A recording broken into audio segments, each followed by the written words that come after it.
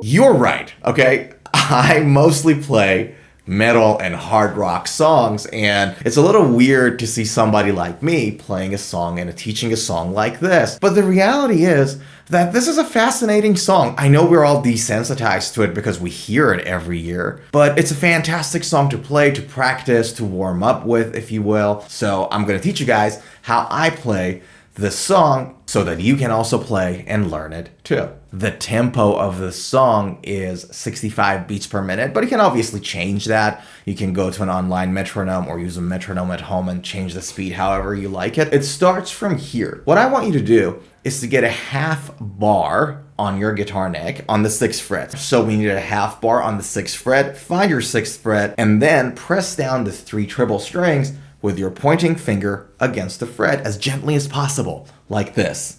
Right? Now, what you want to do is that you want to find the 9th fret and then press that down with your pinky. So that's your first chord, and you do a downstroke like this. Now a little faster. Right? And that's the first part. Notice that it's a downstroke like this, not this. Now from here, we have an ascending slide. Now remember the fingering of that first chord on the 6th fret? All you gotta do is to maintain that exact same shape and slide it down to the 11th fret. So then if you connect these two together, it goes like this. After we do the slide, we're on 11, 11, and 14th on the first string, and you repeat that exact same note. So it goes like this. Then, what you want to do, you want to slide your pinky down to the 16th fret, that's G sharp, and then play 16, 14, 13. So G sharp, F, goes like this. The note after is on the 16th fret of your 2nd string. You can play it like this, or you can play it like this. So all together goes like, I like the 3rd finger on that 16th fret of the 2nd string better, but it's up to you. Here now is the exact same chord shape. This time we're doing it on the 13th fret. Exactly the same shape. And you're on the 16th fret. You slide down your pinky to the 18th. You fret the 16th with your 2nd finger, and then you fret the 14th fret with your 1st finger, and then you repeat the same on the 2nd string, 18, but this time you just play the 14th fret twice. So like this.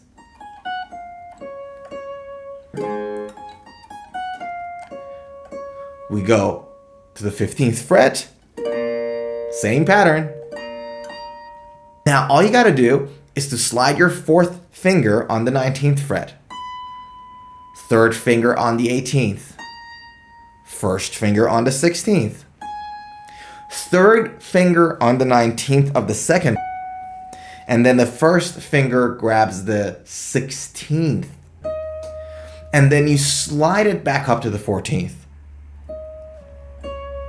So it goes like this. And then all is left is for you to fret the 16th frets on the 4th, 3rd, and your 2nd string. So that's here. By the way, if fretting all the 4 strings with a single finger is difficult, you can use your 2nd finger for assistance here. There is nothing wrong with it. So what we want to do is to downstroke the 4th, the 3rd, and the 2nd, but then play that 1st string after. So it's like this. Then with your 1st finger, fret the 13th fret of the 1st string, and then you jump to that 11th fret chord shape that we did at the beginning of the song here. Remember this? This chord. We're back to it again at the end. So it goes like this. How good is that?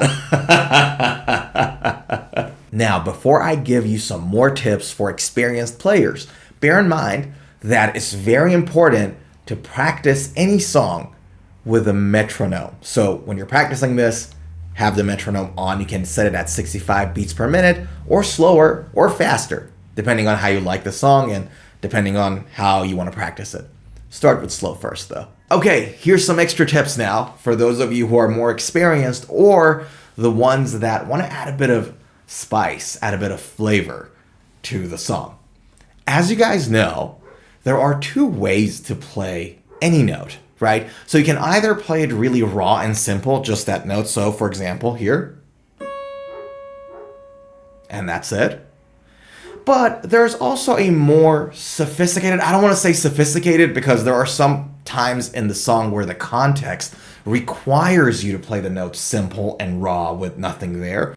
But the more embellished way, the more flavored way to play a note is to do something with it, right? And there's a lot of different things you can do. For example, I can just do a normal vibrato. I can go to the note before and bend it. I can do slides, or descending slides, or, right? There's a whole bunch of different ways that you can play a note, and here are some of my suggested embellishments that you can use for this song. And again, if you know other embellishments, if you know other stylings, if you know other methods of making your music sound better, by all means do it. These are just some suggestions from my end to, give you guys something to start with for those who don't know, these stylings and these flavorings.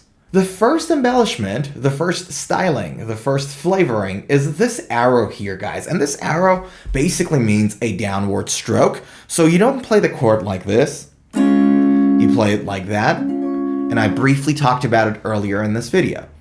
The second one is these three lines. What this means is that the transition between this chord to that chord is with a slide, not a cut. So we're not doing this.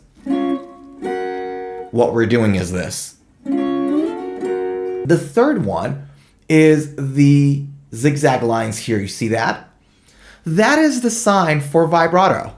And basically all you got to do is to fret that note and twist your wrist a little bit, move your hand like that a little bit. And you notice that instead of having a raw note, you can add a bit more flavor to it. And then you can do the exact same thing on the last two notes of this bar when you play the 16th fret of your second string. So you go.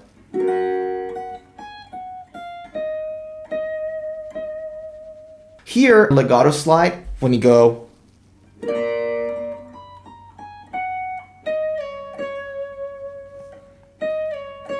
As opposed to extra styling, you can not do it if you want, but do it, it's fun. And then there's nothing else there. It's just, again, another stroke and vibrato. So these are some really good ways that you can add some flavor and character to the notes in the songs that you play. And you can do it on any other song too, not just this song. But the second way to, step it up a little and make your song even better is through not just technique, which is vibrato, slide, legato, things of that nature, but also to how you play that song, your attack, the energy, the loudness that you play any given note with. All of these are actually going to define how your song is going to sound like. So for example, if I play something like this,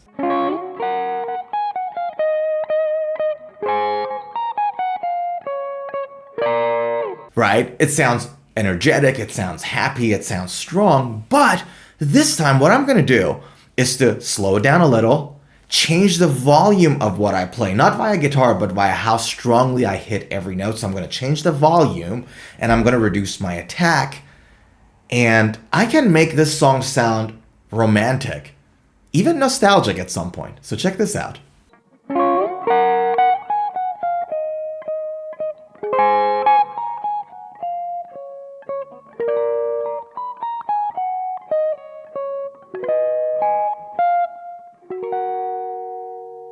And that's about it. I really hope this video provided you a lot of value. And with that said, thanks so much for hanging out. Don't forget to subscribe to the channel, and I'll see you in the next video.